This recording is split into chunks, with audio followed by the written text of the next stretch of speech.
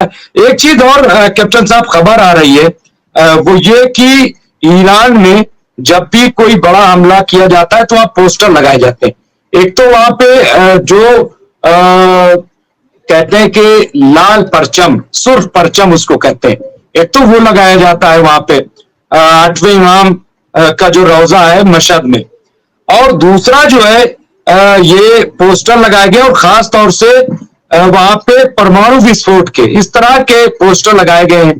क्या लग रहा है, और ये लिखा जा रहा है कि क्या कोई बड़ा हमला इजराइल पर ईरान करेगा? क्या आपको लग रहा है कि क्या ऐसी पोजीशन है? क्योंकि पहले हम ये सुन रहे थे कि ईरान जो है वो शायद इसी दौरान रिजल्ट आने से पहले कि जब अमेरिका इलेक्शन में बिजी होगा तब मौके का फायदा उठा के ईरान हमला कर देगा, लेकिन अब ऐसी बात तो हुई नहीं। अब क्या लग रहा है आपको कि क्या वाकई कुछ ऐसा होने जा रहा है? डॉक्टर रिजवी, ये समझना पड़ेगा कि ईरान में धार्मिक विचारों के लोगों की थोड़ी ज्यादा पैठ है। तो ये जो पोस्टर लगाए जाते हैं ये इनके स्टॉर्म ट्रूपर्स हैं। ये शायद ईरान की जो सरकार है या वहां के जो कूटनीतिज्ञ हैं, राजनीतिज्ञ हैं, उनका विदेश मंत्रालय या उनका मिनिस्ट्री ऑफ डिफेंस, उसका शायद सही आकलन नहीं कर पाए हैं। देखिए, आयतुल्लाह खुमैनी के बारे में ये माना जाता है कि वो बहुत ही कट्टर हैं, बहुत ही मजबूत हैं, और जो उनका एम है, कहा जाता है मीडिया में कि अल्टीमेट डिस्ट्रक्शन ऑफ इजराइल, ऐसा शायद ना हो। खबरें तो ये भी आती हैं कि आईआरजी के जो टॉप कमांडर्स हैं या ईरान के जो वाइस प्रेसिडेंट हैं, उन्होंने भी कहा कि हम बहुत जल्दी दांत तोड़ने वाला बदला लेंगे। लेकिन अच्छी बात यह है कि वहां जो नए उनके प्रेसिडेंट बने हैं पेजेश्कियन, वो थोड़ा मॉडरेट है। उन्होंने काफी कोशिश की है कि थोड़ा सा ईरान का जो आक्रामक रुख है इजराइल के प्रति उसको कम किया जाए। वो देखिए, वो यूरोप घूम चुके हैं, पश्चिमी जो पढ़ाई है उससे भी एक्सपोज हो चुके हैं। उन्हें मालूम है कि लड़ाई करते रहिए तो इसका कोई अंत नहीं है। इसने उसको मारा, उसने जवाब दिया, बदला लिया, उसने इसको मारा, इसने जवाब दिया, बदला लिया। पेजेश्कियन को मालूम है कि इस तरह से तो टिट फॉर टैट की लड़ाई कभी खत्म ही नहीं होगी। एज ए मिलिट्री एनालिस्ट मैं आपको एक और चीज बता देता हूं कि पेजेश्कियन और जो ईरान की मिलिट्री है, देखिए जो आईआरजी के कमांडर हैं वो तो थोड़ा ज्यादा आक्रामक रुख हमेशा रखते रहे हैं, लेकिन जो ईरान की मिलिट्री है, रेगुलर आर्मी है, उसके टॉप कमांडर्स का ये आकलन है कि ईरान के पास कितने रॉकेट्स हैं, कितने मिसाइल हैं। अलग अलग इंटेलिजेंस, सीआई है, मोसाद है, इनका आकलन था कि युद्ध जब चालू हुआ तो उनके पास 2000 किलोमीटर मार करनी पड़ेगी। देखिए, इजराइल से लॉन्च करेंगे तो ईरान से लॉन्च करेंगे तो इजराइल 2000 किलोमीटर पर जाता है। तो ऐसे वाले रॉकेट्स, मिसाइल कितने हैं? महज शायद 2000 या शायद 1800। तो अप्रैल में उन्होंने उसमें से करीबन 200 या 300 फायर कर दिए। 1 अक्टूबर को उन्होंने 180 से ज्यादा फायर कर दिए। तो समझ लीजिए मोटा मोटी 500 तो निकल गए ना। तो उनके पास ये लॉन्ग रेंज बैलिस्टिक मिसाइल जो हैं, कितने और बचे हैं? हो सकता है महज 1200 के आसपास बचे होंगे। तो एज ए मिलिट्री एनालिस्ट मेरा आकलन ये है कि ईरान की जो रेगुलर आर्मी है उसके कमांडर्स और पेजेश्कियन को मालूम है कि इस बार भी अगर वो इजराइल पर हमला करेंगे 300 और दाग देंगे, उनका स्टॉक कम होकर 900 हो जाएगा। और ये जो 300 दागेंगे, इनमें से कितने पहुंच जाएंगे डेविड स्लिंग को भेजते हुए, एरो 23 को भेजते हुए, आयरन को भेजते हुए? आकलन ये है कि मुश्किल से 5, 6, 7, 8 जो हैं वो इजराइल के मिलिट्री टारगेट्स पर गिरते हैं। तो पेजेश्कियन भी फिलहाल अब कोशिश कर रहे हैं आयतुल्लाह खुमैनी को समझाने की, और ईरान की जो थोड़ा धार्मिक मजबूती से वाले, कट्टरपंथी नहीं लेकिन जो धार्मिक विचार वाले हैं, कि युद्ध को अब समाप्त करने की बारी आ गई। देखिए, ट्रंप ने ऑलरेडी हिंट दिया है। हमें ये नहीं भूलना चाहिए कि वह ट्रंप अब वो ट्रंप नहीं रहे जो 4 साल पहले, 6 साल पहले थे। ट्रंप ने ये हिंट दिया है कि अगर माहौल अनुकूल बनता है तो ईरान के साथ वो जो हजारों आर्थिक प्रतिबंध लगाए हुए हैं और एक ईरान विरोधी मानसिकता है अमेरिकन एडमिनिस्ट्रेशन में, वो उसको थोड़ा मॉडरेट करने के लिए राजी हैं। अमेरिका भी चाहता है कि पर्शियन गल्फ सेफ रहे ट्रांजिट के लिए। अमेरिका भी चाहता है कि हुती हिजबुल्लाह थोड़ा शांत हो जाए ताकि लाल सागर से शिप्स की जो मूवमेंट है वो प्री वॉर पीरियड में जैसे थी सुएज कैनाल से उस पे फिर से आ जाए। तो पेजिशकिन मेरे ख्याल से, मेरा जो आकलन है वो थोड़ा समझाने में सक्सेसफुल हो रहे हैं कि ईरान को फिलहाल इजराइल के ऊपर एक और बैलिस्टिक मिसाइल वाला हमला नहीं करना चाहिए। जी ये बिल्कुल सही है कि एक मतलब समझदारी वाली बात है। और मैं समझता हूं कि अब तक ईरान जो है बहुत ही हिकमत के साथ ही आगे बढ़ा है, और यही वजह है कि वो प्रॉक्सी जो है उनकी उसी को आगे कर रहा है। आज देखिए कि आप हिजबुल्लाह जो है जो फायर कर रहा है जिस तरीके से, मैं समझता हूं कि वो बगैर ईरान की मदद के नहीं। अच्छा, दूसरा हुती जो है वो भी बिल्कुल से तैनात है एक तरह से। एक चीज और जो कैप्टन साहब कही जा रही थी थोड़ा सा मैं, कि क्या जो पैदल सेना जिसको हम कहते हैं, क्या ऐसा मुमकिन है कि ये पैदल सेना जो है इजराइल में दाखिल हो जाए, चाहे उधर हिजबुल्लाह की तरफ से, इधर हमास वाले या ईरान के, और हौती जैसे कि बहुत सारे आ रहे थे, 2 लाख इराकी भी तैयार है। क्या ऐसा मुमकिन है, क्या ऐसा पॉसिबल है? क्योंकि ये बात हो रही थी। हाँ, देखिए ये समझना पड़ेगा कि अगर हम हिजबुल्लाह की बात कर लेते हैं, हिजबुल्लाह तो 1985-1987 से ही बहुत एक्टिव है। हिजबुल्लाह ने ट्रेडिशनली पिछले 30 साल 35 साल का अगर हम हिस्ट्री देखें, उनका जो आक्रामक रुख रहा है वो हमेशा से जमीन पर फायर करने वाले रॉकेट्स और मिसाइल से ही किए हैं। हाँ, हाल ही समय में ड्रोन्स का, यूएवीज का इस्तेमाल करने लगे हैं। हिजबुल्लाह ने कभी ट्रेडिशनली जो एक कन्वेंशनल जमीनी हमला होता है, मोसाद तो दावा करती है कि हिजबुल्लाह में करीबन 40,000 डेडिकेटेड ट्रेन्ड सोल्जर्स हैं और 1 लाख उनके सपोर्टर्स हैं।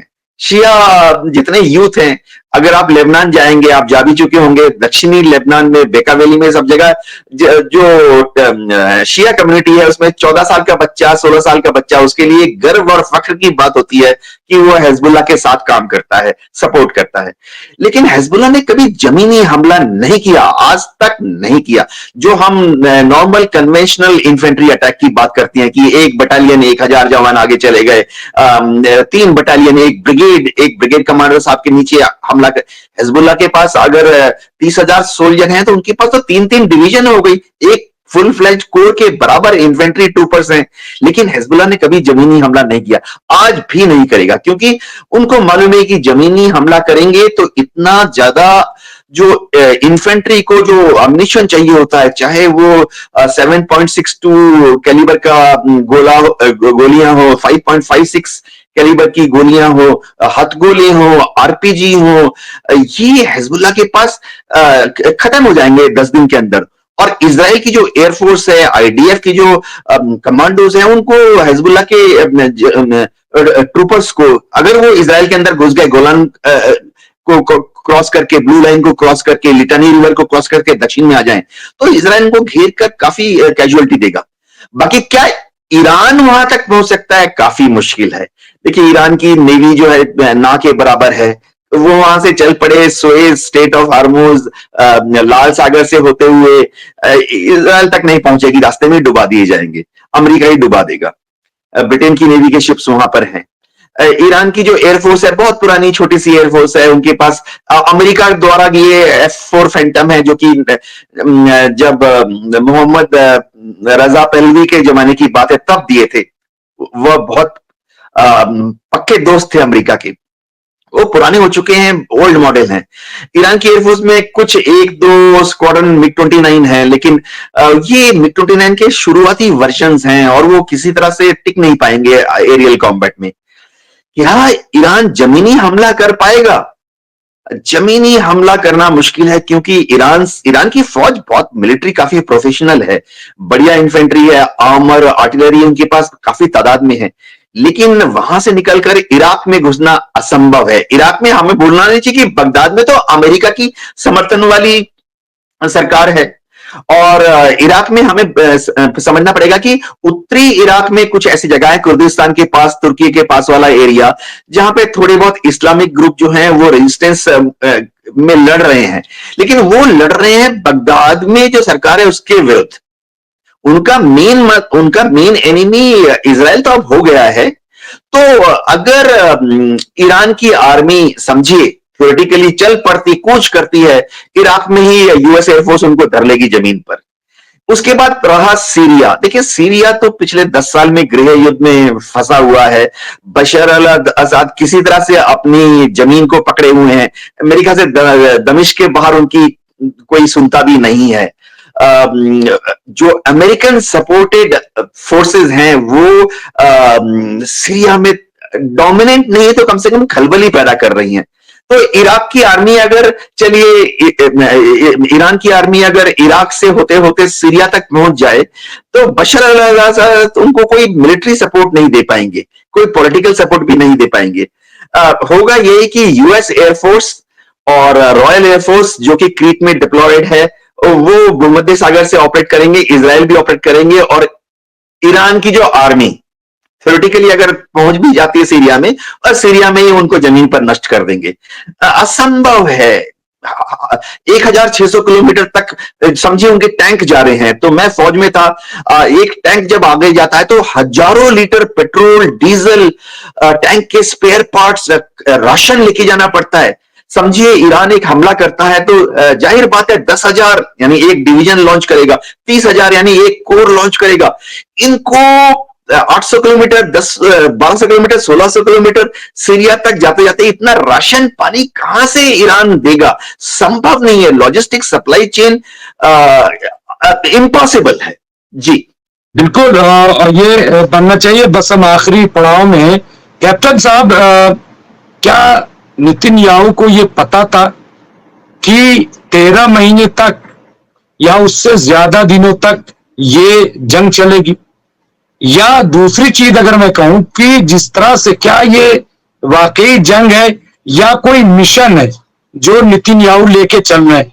क्योंकि बेंगुनियन कैनाल का मामला हो या बफर जोन बनाना हो, या ग्रेटर इजराइल बनाना हो, तो ये जिस तरह से बिल्कुल से उसको प्लेन कर दिया गाजा को, या फिर वो लेबनान की तरफ बढ़े, तो ये जंग है या कोई मिशन है? और इतना टाइम, क्या इनको अंदाजा था कि प्रॉक्सी जो है वो इतनी ताकतवर होगी? जी हाँ, नेतन्याहू का साइकोलॉजिकल एनालिस्ट सारे मिलिट्री स्ट्रेटेजिस्ट ने किया है। वो फौज में थे, जनरल थे, तो उनके आकलन ये है कि वो भविष्य की जो पीढ़ियां हैं वो चाहते हैं, इजराइल की भविष्य की पीढ़ियां जो है नेतन्याहू को एक महान लीडर, जिन्होंने ज्यूस को 7 अलग अलग दिशाओं से हमलों से बचाया। लेकिन एक शॉर्ट टर्म टेक्टिकल रिक्वायरमेंट भी थी। नेतन्याहू की सरकार जो है, लिकुड पार्टी जो है, वो माइनॉरिटी गवर्नमेंट चला रही है। नेसेट में वो एक्सट्रीम राइट विंगर्स की मदद से टिके हुए हैं। तो एक्सट्रीम राइट विंग ज्यूज जो है, अगर वो नेतन्याहू से, लिकुड पार्टी से खुश नहीं है, वो अपना एक ईंट निकाल देंगे। वो मेहराब में बीच में एक ईंट होती है, वो उसको निकाल लेंगे, मेहराब गिर जाती है। तो नेतन्याहू को मालूम है कि अगर उनकी सरकार को, अगले साल इलेक्शन है, नेतन्याहू को मालूम है कि अगर उनका पॉलिटिकल सर्वाइवल अगले साल तक होना चाहिए तो उनको ये जंग लड़नी पड़ेगी। बाकी अगर आप 7 अक्टूबर से पहले का माहौल याद करें, नेतन्याहू बहुत प्रेशर में थे। उनके ऊपर शायद करप्शन के काफी सारे केसेस चल रहे थे, और इजराइल की जो जुडिशरी है, हिंदी में कहा जाता है कि हाथ धोके पड़ गई थी उनके पीछे, क्योंकि जुडिशरी को लग रहा था कि शायद नेतन्याहू जुडिशरी के पर कतरने की कोशिश कर रहे हैं। तो जुडिशरी बस लार टपका रही थी कि ये किस तरह से ये केस, 5-6 केस उनके सुप्रीम कोर्ट में पहुंच जाए और जुडिशरी जो है नेतन्याहू को गवाही देने के लिए कटघरे में खड़ा कर दे। ये तो 7 अक्टूबर को जो हो गया अचानक से, उसके बाद नेतन्याहू साहब को सांस मिल गई, ऑक्सीजन मिल गई। हाँ, मिलिट्री पर्सपेक्टिव से मैं बताता हूं, आईडीएफ के जो टॉप कमांडर थे उनका आकलन था कि गजा में वो करीबन 11 दिन या 15 दिन के ऑपरेशन पर कब्जा कर लेंगे। ये उनका आकलन था कि उत्तरी गजा में खान यूनिस पे रफा तक वो 14-15 दिन तक पूरा कब्जा कर लेंगे। उन्होंने कभी नहीं सोचा था कि ऐसा लंबा चलेगा। वॉर कैबिनेट बनाई गई थी, वो उनका नियम है, जब भी युद्ध होता है वॉर कैबिनेट बन जाता है और जो विपक्ष है उनको भी मौका दिया जाता है कि वो भी विदेश मंत्री बन जाए, रक्षा मंत्री बन जाए। जैसे हम सोच रहे हैं योव गालेंट, लोग तो ये भी कह रहे हैं कि वो बहुत महत्वाकांक्षी हैं, अगले इलेक्शन में वो शायद नेतन्याहू के विरुद्ध ही खड़ा होना चाहते हैं। जहां तक हिजबुल्लाह के ऊपर हमला है, इसने काफी सारे देशों को थोड़ा चौकन्ना कर दिया। अमेरिका भी काफी उम्मीद लगाए हुआ था कि हिजबुल्लाह के ऊपर लेबनान में घुसकर वो वैसा हमला नहीं करेगा, क्योंकि यदा कदा ही 1900 बेकावेली ऑपरेशन हुए थे, 1982 की बात है। उसके बाद 2006 में लास्ट ऑपरेशन आईडीएफ ने किया था, जब वो लिटानी रिवर क्रॉस करके उत्तर में बेरूत तक पहुंच गए थे। तो अमेरिका ने काफी जोर डाला और उम्मीद कर रहा था कि हिजबुल्लाह के ऊपर हमला नहीं करेंगे। हाँ, आईडीएफ ने यह सोचा था कि शायद इन बड़े बड़े हमलों से हिजबुल्लाह के जो लॉन्ग रेंज रॉकेट्स हैं वो उनको तबाह कर देगा 10 दिन 15 दिन में। लेकिन आज भी हिजबुल्लाह ने प्रूव कर दिया कि उनके लॉन्ग रेंज रॉकेट्स का जो आर्सेनल है वो उनके पास अभी तक बचे हुए हैं। तो मेरे ख्याल से नेतन्याहू का एक लॉन्ग टर्म स्ट्रेटेजिक ब्लंडर तो हो गया है। इजराइल की इकोनॉमी ध्वस्त हो गई है। अलग अलग पश्चिमी जो एकेडमियां है, फाइनेंशियल इंस्टीट्यूट है, उनका आकलन है कि हर रोज की लड़ाई में करीबन 250 मिलियन डॉलर खर्च हो रहे हैं। कुछ अमेरिकन शोधकर्ताओं ने तो फिगर दे दिया है कि कोई 94 बिलियन डॉलर इजराइल ने अभी तक इस युद्ध में खत्म कर दिए। मैं उनकी लोकल हिब्रू से जो इंग्लिश में ट्रांसफर होती है, तेल अवीव की अखबार पढ़ रहा था, जेरूसलम की अखबार पढ़ रहा था। 8000 टैक्सी चालक वहां बेरोजगार हैं पिछले 1 साल से, क्योंकि पिछले 1 साल से वहां दुनिया से कोई टूरिस्ट नहीं आ रहे हैं। क्रिश्चियंस आते थे, मुस्लिम्स आते थे, ज्यूज तो आते ही थे जेरूसलम में घूमने के लिए। 8000 टैक्सी चालक बेरोजगार हैं, टूरिस्ट नहीं है। 450 से ज्यादा 5 स्टार, 4 स्टार, 3 स्टार पिछले 1 साल से बंद पड़े हैं। बहुत नुकसान हो रहा है। और जाते जाते मैं एक आपको आंकड़ा दे दूं, इजराइल में एक बड़ा अजीब सा नियम है, खासतौर से इजराइल में जब रिजर्विस्ट को बुलाया जाता है, समझिए इजराइल में वो आपको यू आर ए सिटीजन और आप समझिए चार्टर्ड अकाउंटेंट हैं, या डॉक्टर अरविंद जो हैं वो समझिए डेंटिस्ट हैं। जब एज ए रिजर्विस्ट आपको युद्ध के लिए बुलाया जाता है तो आपको 2 तनख्वाह देनी पड़ती है। एक तो आपको जो इजराइल आर्मी की तनख्वाह है, जिस भी डेजिग्नेशन पे आप हैं, चाहे सार्जेंट है या कैप्टन है, आपको वो तनख्वाह तो देते ही है। इसके साथ साथ आप अगर चार्टर्ड अकाउंटेंट हैं या कोई अगर डेंटिस्ट है, उनका जो इनकम टैक्स रिटर्न होता है, वहां इनकम टैक्स रिटर्न नहीं बोला जाता, वहां इनकम रिटर्न बोला जाता है कि इनकम का एक उनको हर साल जमा करना पड़ता है कि कितना उन्होंने इनकम किया। उसके हिसाब से इजराइल की सरकार उसको कंपनसेट करती है हर महीने। तो एक टैक्सी ड्राइवर है, उसको अपने टैक्सी ड्राइवर के हिसाब से वो जो कमाता था वो पैसे देने पड़ रहे हैं इजराइल की सरकार को, प्लस वो टैक्सी ड्राइवर अगर सार्जेंट या कॉर्पोरल बन जाता है वो तनख्वाह देनी पड़ रही है। तो इजराइल 3 लाख रिजर्विस्ट, तो इजराइल की इकोनॉमी ध्वस्त हो चुकी है, उनको इससे उबरने में सालों लग जाएंगे।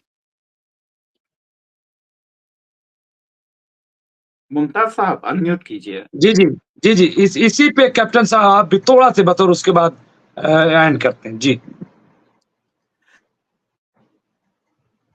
चाहत है कि डॉलर को मुकाबला दिया जाए। 20 कंट्रीज रूस खासतौर से चीन की अगुवाई में कुछ काम कर रही हैं। ये समझना पड़ेगा कि डॉलर तभी आएगा अगर भारत के लोग और चीन के लोग, रूस के लोग भी डॉलर खरीदना चाहें। आज की तारीख में मैं आपको जमीनी हरकत बता देता हूं। आप किसी भी इंडियन बिजनेसमैन को या इंडियन सिटीजन को बोलिए कि आप एक्सपोर्ट कीजिए, और एक्सपोर्ट करने के बाद आप उसकी जो पेमेंट है वो आप डॉलर में लेंगे, पाउंड में लेंगे, यूरो में लेंगे, या ब्रिक्स की करेंसी में लेंगे। अब मैं आपको यकीन के साथ कह सकता हूं कि अभी साइकोलॉजिकल जो माहौल है, सेंटिमेंट्स, मार्केट सेंटिमेंट्स ऐसे हैं, सभी बोलेंगे भाई हमारी पेमेंट आप डॉलर में कर दीजिए, यूरो में कर दीजिए, अप्रिशिएट होती है। ब्रिक्स की करेंसी में कोई भी, एक भी बिजनेसमैन, एक भी ट्रेडर जो एक्सपोर्ट कर रहा है इंडिया से, वो ब्रिक्स की करेंसी में पेमेंट लेने के लिए राजी नहीं होगा। ये जमीनी हकीकत है। तो सेंटिमेंट्स इसके खिलाफ है।